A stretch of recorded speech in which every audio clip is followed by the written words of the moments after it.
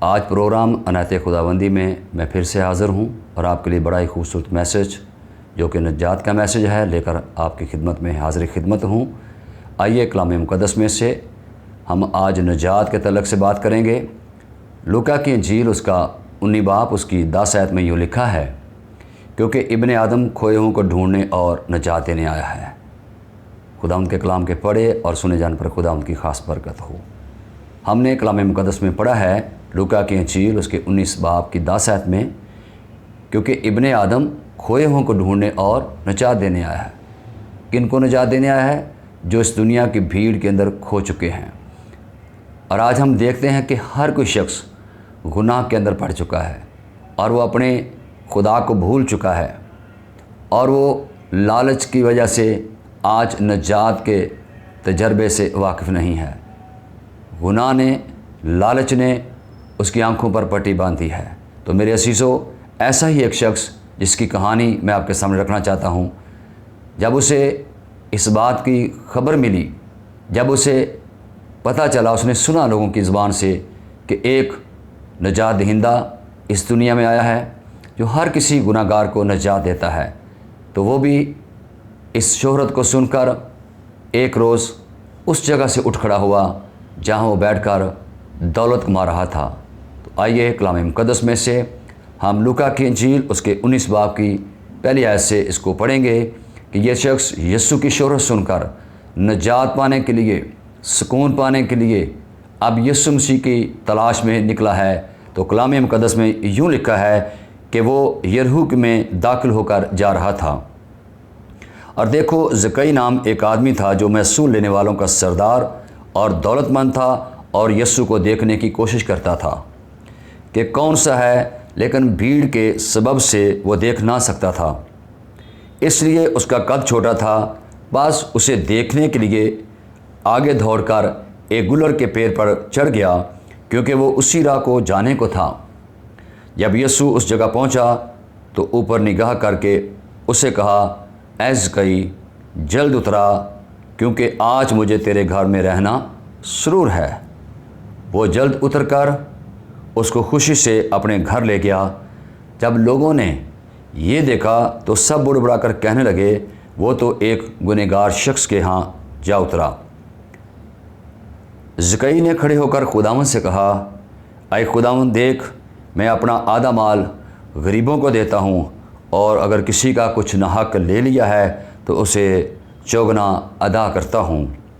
یسوع نے اسے کہا، آج اس گھر میں نجات آئی ہے، اس لیے کہ یہ بھی ابراہیم کا بیٹا ہے، کیونکہ ابن آدم کھوئے ہوں کو ڈھونڈنے اور نجات دینے آیا ہے۔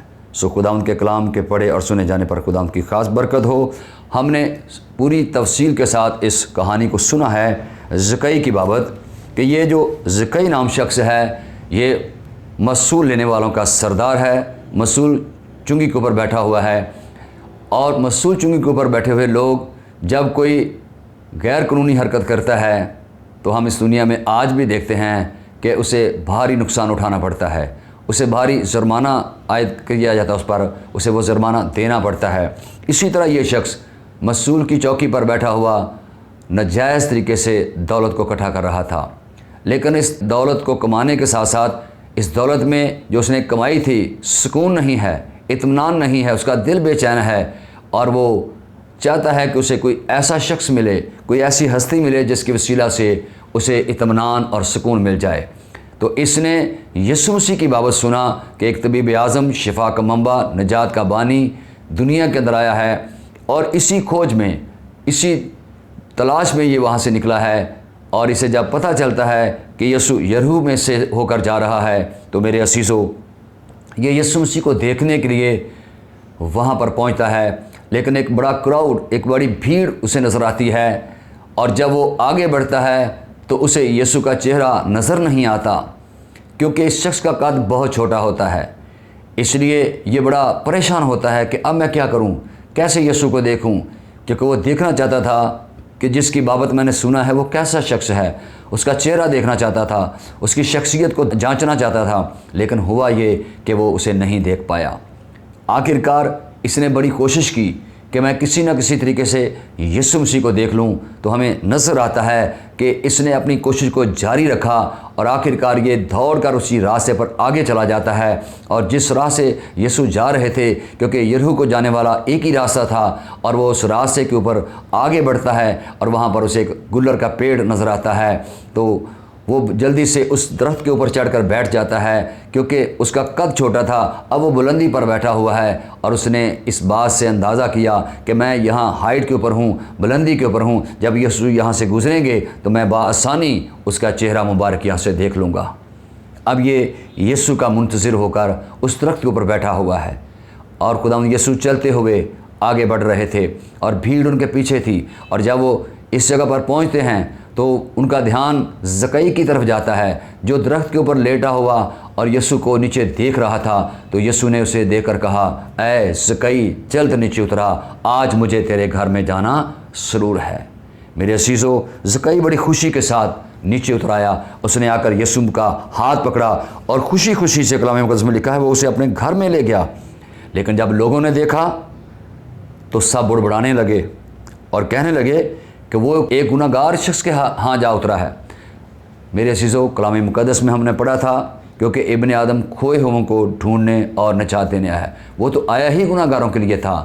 لیکن یہاں پر ہم دیکھتے ہیں کہ جب زکئی نے یسوع مسیح کو اپنے گھر کے اندر بلا لیا، اور پھر لکھا ہے اس کی 8 میں، زکئی نے کھڑے ہو کر خداوند سے کہا، اے خداوند، میں اپنا آدھا مال غریبوں کو دیتا ہوں، اور اگر میں نے کسی کا کچھ ناحق لے لیا ہے تو اسے 4 واپس کرتا ہوں۔ یسوع نے اسے کہا، آج اس گھر میں نجات آئی ہے، اس لیے کہ یہ بھی ابراہیم کا بیٹا، کیونکہ ابن آدم کھوئے ہوئوں کو ڈھونڈنے اور نجات دینے آیا ہے۔ تو میرے عزیزو، ہم نے کلام مقدس میں دیکھا ہے زکئی کو کب نجات ملی، جب اس نے اپنے گناہوں کا اقرار کیا، اور لکھا ہے کہ اس نے اس بات کو مانا، اقرار کیا، اور کیا مانا ہے کہ میں نے غلط طریقے سے دولت کو حاصل کیا ہے۔ اسے یسوع کا ہاتھ پکڑتے ہی اس کے اندر سے وہ لالچ کی روح ختم ہو گئی، اس کے اندر کی تاریکیاں جاتی رہیں۔ وہ جس دنیا کے اندر کھویا ہوا تھا، اسے پتہ چلا کہ میں غلط جگہ پر ہوں، میں نے غلط طریقے سے یہ سب کچھ اکٹھا کیا ہے، اور اس نے فوراً اقرار کیا کہ اے خداوند، میں نے جس کا ناحق لوٹا ہے میں اسے 4 گنا واپس کرتا ہوں۔ اور اس نے اپنی باقی جو دولت تھی، اس نے کہا کہ میں باقی کا آدھا مال جو ہے وہ غریبوں کو دیتا ہوں۔ اور اس طریقے سے ہم دیکھتے ہیں کہ اس کی ساری دولت اس سے چلی جاتی ہے، لیکن اس کا ہاتھ جو ہے وہ یسوع کے ہاتھ میں تھا۔ ہاللیلویہ! اسے بادشاہوں کا بادشاہ، خزانوں کا مالک مل گیا ہے، اسے نجات مل گیا ہے، کیونکہ یسوع نے کیا کہا تھا، آج اس گھر میں نجات آئی ہے۔ جب اس نے اپنے اندر سے ان چیزوں کو نکال دیا، اس لالچ کو، اس خواہش کو جس نے اسے خدا کی قربت سے دور کیا تھا، اب اسے خدا مل چکا ہے، اسے وہ نجات مل چکی ہے، وہ بڑا خوش ہے، اور خوشی کے ساتھ وہ خدا کے حضور شکر گزاری کر رہا ہے۔ تو آج ہم لوگ کس طرح نجات پا سکتے ہیں؟ ہم نے سیکھا ہے کہ اس نے اپنے گناہوں کا اعتراف کیا ہے۔ زکئی نے کیا کیا؟ اپنے گناہوں کا اعتراف کیا اور کہنے لگا کہ اے خداوند، میں نے جس کا ناحق لوٹا ہے، یہ اقرار ہے اس کا، اس نے اپنے اس گناہ کا اقرار کیا جو وہ کر چکا تھا کہ اے خداوند، میں نے جس کا ناحق لوٹا ہے، میں نے 1 لوٹا ہے، میں 4 واپس کرتا ہوں۔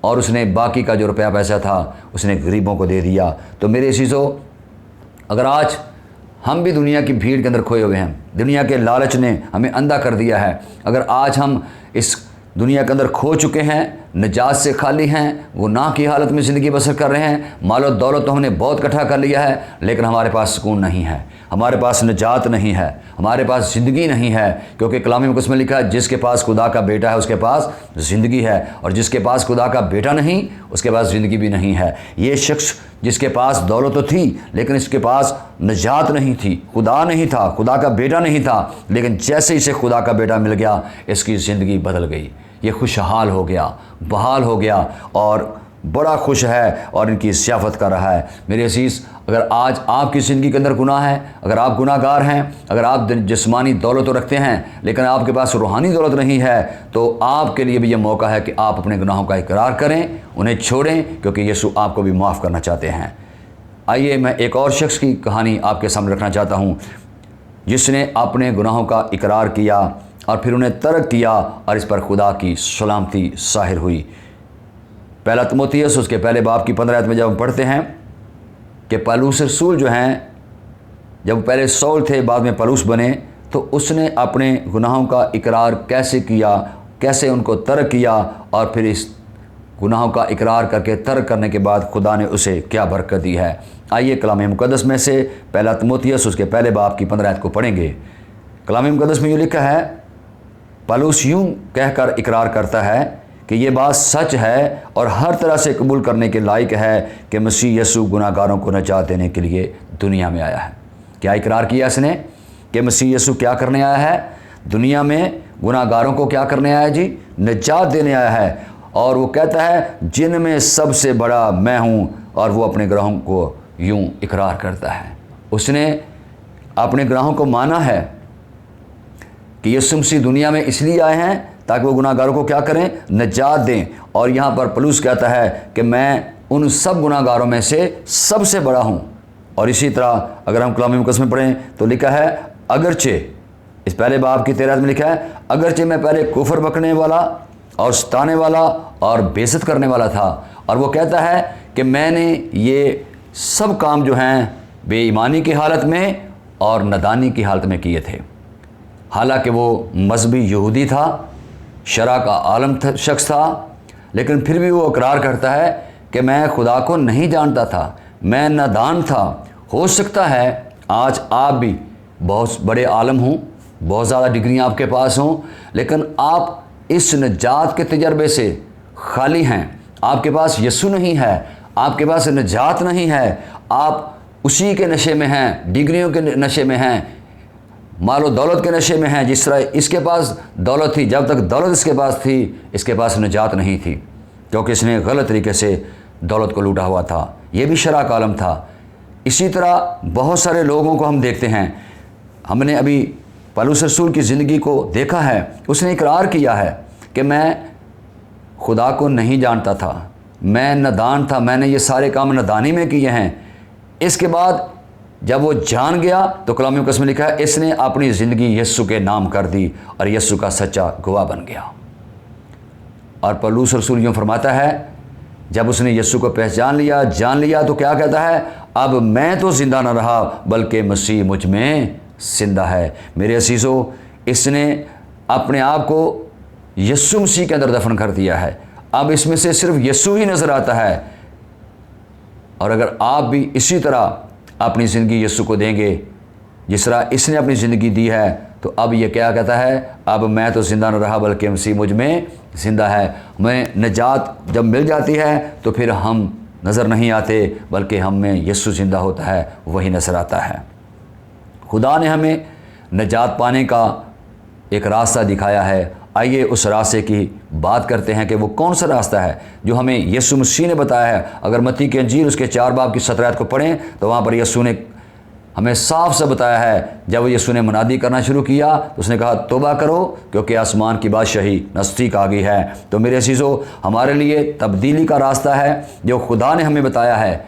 اس راستے کے ذریعہ سے، توبہ کے ذریعہ سے آپ نجات پا سکتے ہیں، گناہوں کی معافی پا سکتے ہیں۔ اگر آپ یرمیہ کے صحیفے میں دیکھیں 6 باب کی 16 آیت میں، تو کلام مقدس یوں فرماتا ہے کہ راستوں پر کھڑے ہو اور دیکھو اور پرانے راستوں کی بابت پوچھو کہ اچھی راہ کہاں ہے۔ خدا یسوع مسیح نے فرمایا، راہ، حق اور زندگی میں ہوں، اور جو کوئی اس راہ پر چلتا ہے وہ زندگی تک پہنچاتا ہے۔ اگر ہم عبرانیوں کے اندر دیکھیں، عبرانیوں 7 باب اس کی 25 آیت میں، اس لیے جو اس کے وسیلہ سے خدا کے پاس آتے ہیں وہ انہیں پوری نجات دے سکتا ہے۔ اگر آج تک آپ نجات سے خالی ہیں، آپ نے اپنے گناہوں سے توبہ نہیں کی ہے، دنیا کی دولت کے لالچ میں پھنسے ہوئے ہیں، آج تک دنیا کی باتوں پر آپ غور کر رہے ہیں لیکن آپ نے کلام پر توجہ نہیں کی۔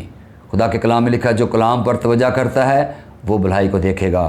تو میرے عزیز، میرے بھائی، میری بہن، آج آپ کے لیے نجات کا دروازہ کھلا ہے۔ اسی طرح جس طرح زکئی نے یسوع مسیح کو اپنا نجات دہندہ قبول کیا، جب اس نے لالچ کو اندر سے نکال دیا، دولت کو چھوڑ دیا اور لوٹی ہوئی تمام دولت واپس کر دی، تو اس کی زندگی میں نجات کا تجربہ ہو گیا۔